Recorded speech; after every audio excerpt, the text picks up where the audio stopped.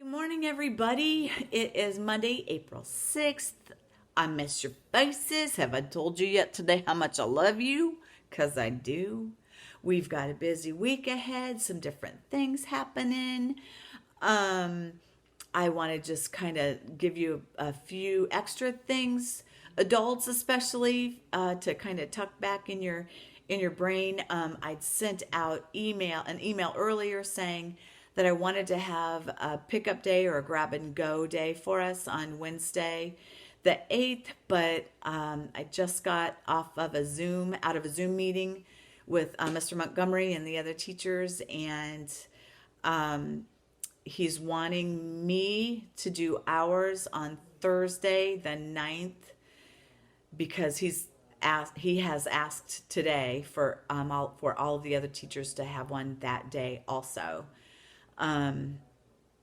So instead of Wednesday, the 8th, we're going to do it Thursday, the 9th. He said he thought the 3-hour time slot was too long, so he didn't give a time yet, but I'm assuming it's going to be from noon to 2. But I will let you know about that as soon as I can. I'm so sorry for the change, but I feel like this is all kind of fluid, and he's going off of cues from our governor and from our school board too. So I'm sorry for the change. Just a heads up, there's probably going to be more, but that's what we've got so far. So Thursday the 9th, we'll have a grab and go. I'm going to guess from 12 to 2, but I'll let you know for sure about that time. We only have 4 videos this week. Since Friday is Good Friday, there won't be any instruction that day. And I want to encourage you to go ahead and send me pictures of the kids' work as they finish it. And then this week I'm going to ask for a video too within one of my videos. This week I'm going to ask the kids to send me a video also. So that'll be coming one of these days. I can't remember which day it is, but so anyway, boys and girlies, go through your calendar today. Go through all of your numbers and the day of the week and the month and the year. Say it in a goofy voice. For all the adults that are there listening and watching, it seems kind of silly to do this every single day, but at this age, this is how our kids learn and keep information. That rote memory, just doing it over and over and over again. That's why I like to do it different days with goofy voices or no voice at all. Boys and girls, you can help the adults in your house knowing what kind of voice you want to do for that day. But it just kind of mixes it up a little bit, kind of breaks up the monotony. So do your calendar. And we've got a new God word for this week. I'm going to recite for you right now. It's from Colossians 3:23, and it goes like this: in all that you do, do it heartily as unto the Lord. That's Colossians 3, verse 23. Basically, what it means is everything that we do, whether it be work or play, do it as though you're doing it right for Jesus. Because he's watching us always, right? He's always, always with us. So do it to your best. Give God your best, your first and your best, not your last and your leftovers. We say that in class a lot too. So that's what I want you to do. The God word for this week, our letter is W, so our God word is wonderful. And I'm going to real quick go through all of our God words for you. And I'm going to try to remember all the sign language. Mrs. Super gave me a heads up on a couple of them that I was unsure about.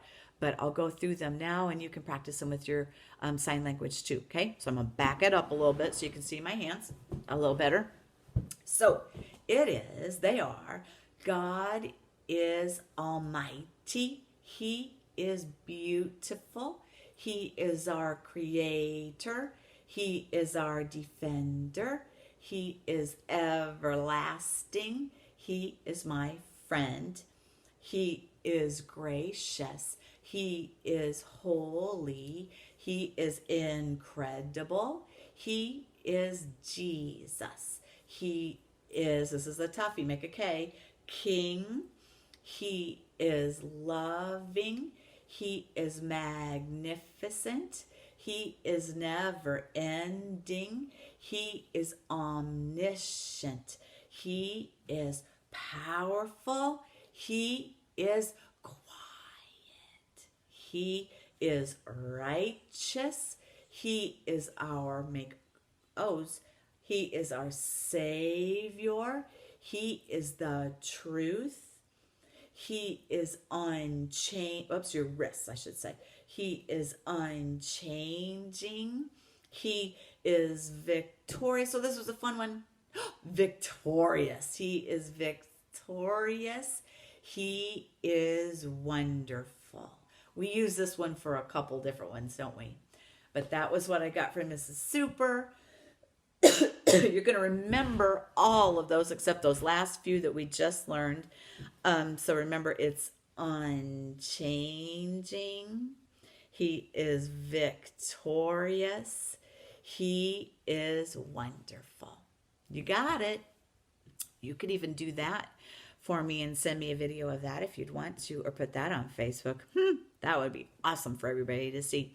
I'm going to read for you today our Bible story in just a second, boys and girls. And then after that, next I'm going to tell you, I want you to do your journal pages, your first name and your last name, and even your date if you want to start writing that. April's a pretty easy one to write. I want you to work on that for about 15 minutes and draw me a magnifico picture, please. Mwah! I love it when you send me your pictures. Today's the day that you're going to work on your puzzles at least for 15 minutes. We've got a daily challenge for you today. I don't know how the adults in your family are going to feel about this one, but this is what I want you to do. I want you, with their help, to get out all of the cans from your cupboards and your pantry and count all of the cans that you have. And then I want you to put them back, counting each one of them and making sure that you put them back just like your mama or your grandma wants them in your cupboards and pantry, okay? So that's a good counting activity for you to do. And then, as always, every single day, I want you to snuggle up with a good book. I want you to move, like go for a walk or go jump on your trampoline or do some exercises, get your bodies moving. Also, I want you to make your bed. I want you to clean your room and pick up any messes that you make today. And you can help other people pick up their messes that they make too. I love it when you do that for each other at school. And then I want you to pray. I want you to pray for your family and for your friends and for me too. Okay? If you do that, I will love it. Today's Bible verse. Remember how sometimes we have lots of books. Well, we have lots of books, and we talk about sometimes how they, sometimes our favorite books start out sad, but then they get good, really good in the end. Well, that's what this one is. It's really, really sad. And then, though, at the end, it's not just going to get good. It's going to be the best. This coming Friday, we don't have school together. A lot of moms and dads, well, I guess they don't anyway, probably have work, but on Friday. But it's called Good Friday. And it's always so silly to me why we call it Good Friday, because something really, really icky happens on that day. It's the day when they drag Jesus away and they take him to see the Roman rulers, and they treat him very, very poorly. So I'm going to read that story for you here if I can find it. All right. I'm going to back up a little bit. Hopefully you'll be able to see the pictures a little bit better. To tell you about how scary this story is, the title of it is The Sun Stops Shining. That was such a horrible day that God created the sun to stop shining. So let's read it.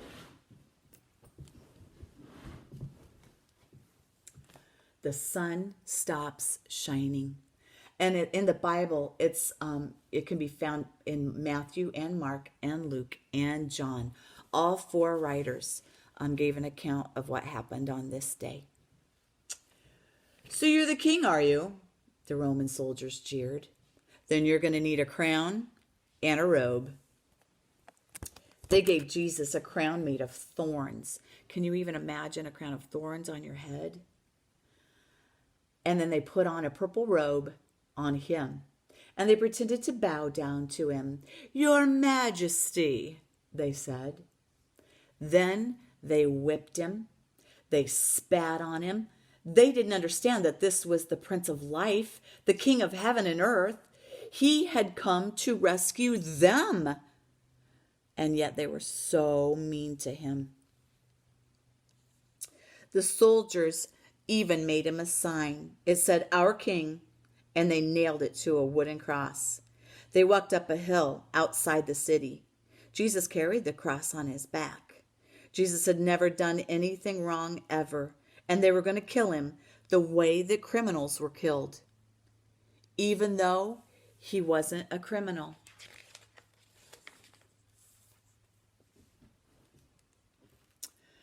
They nailed Jesus to a cross. "Father, forgive them," Jesus gasped. "They don't understand what they're doing." "You say you've come to rescue us," people shouted, "but you can't even rescue yourself." But they were wrong. Jesus could have rescued himself. A whole bunch of angels would have flown to his side if he'd called them. "If you were really the Son of God, you would just climb down off of that cross," they said. And of course they were right. Jesus could have just climbed down. Actually, he could have just said a word and made it all stop. Like when he healed that little girl that we talked about. And then when he stilled the storm, remember when the boat was on the water? And that day that he fed 5,000 people with just that little boy's fish and bread. But Jesus stayed there. You see, they didn't understand it. It wasn't the nails that kept Jesus there. It was love. "Papa," cried Jesus, frantically searching the sky. "Papa, where are you? Please don't leave me." And for the first time, and the last, when he spoke, nothing happened. Just a horrible, endless silence. God didn't answer him. He had to turn away from his boy. Tears rolled down Jesus' face. The face of the one who would wipe away every tear from every eye was crying. See, I told you it gets pretty sad.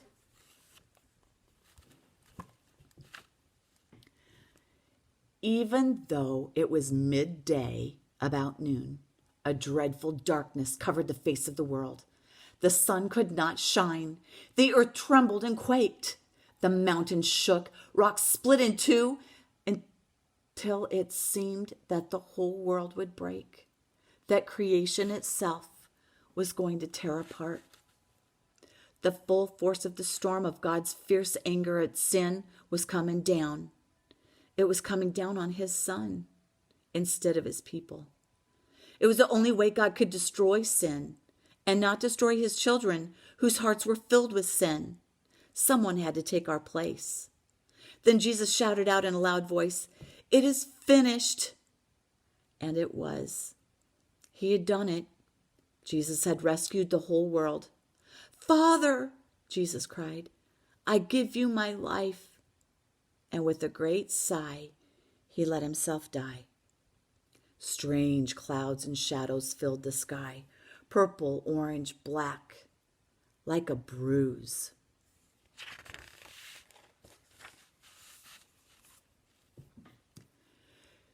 Jesus' friends carried Jesus. They laid him in a new tomb carved out of a rock. That's where they buried people. It's kind of like a little cave.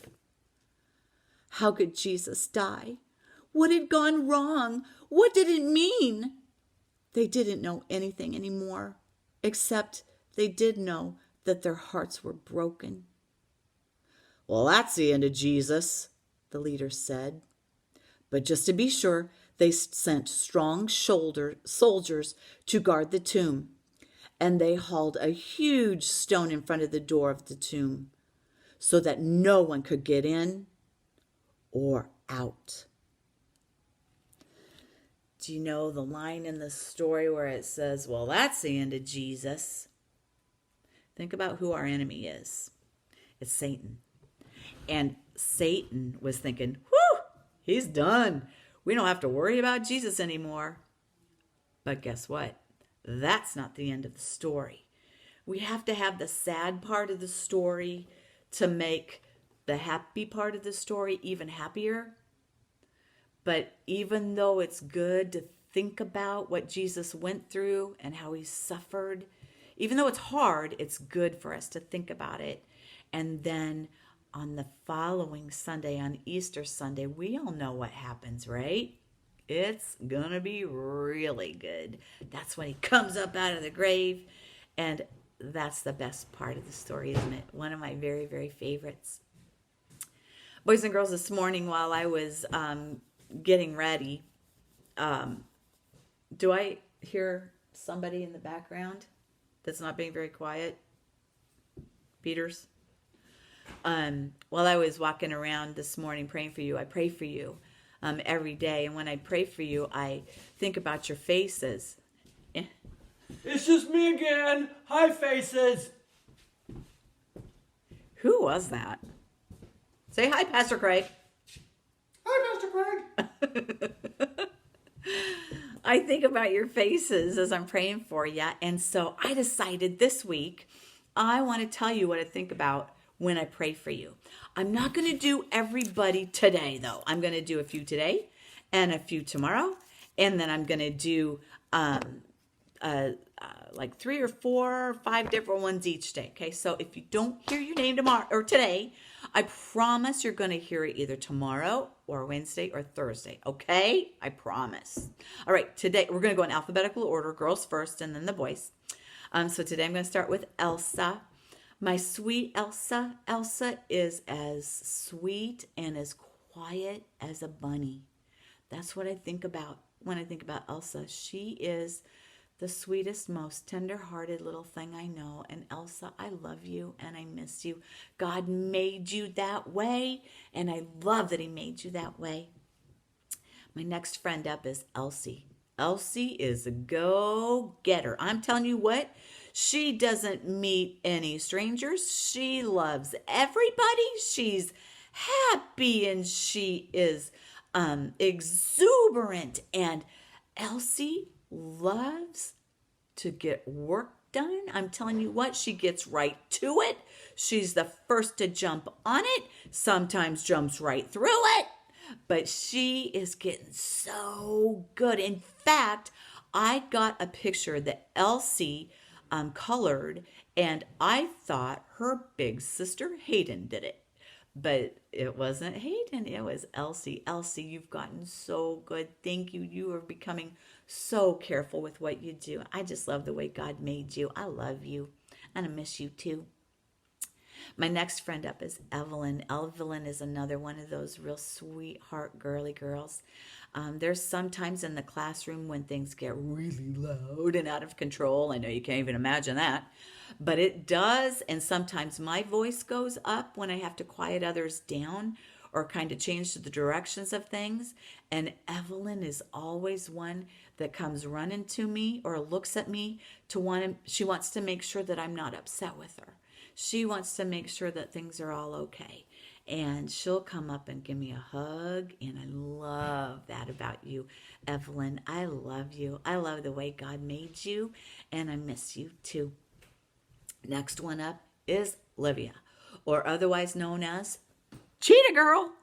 This girl transforms into a cheetah at recess time.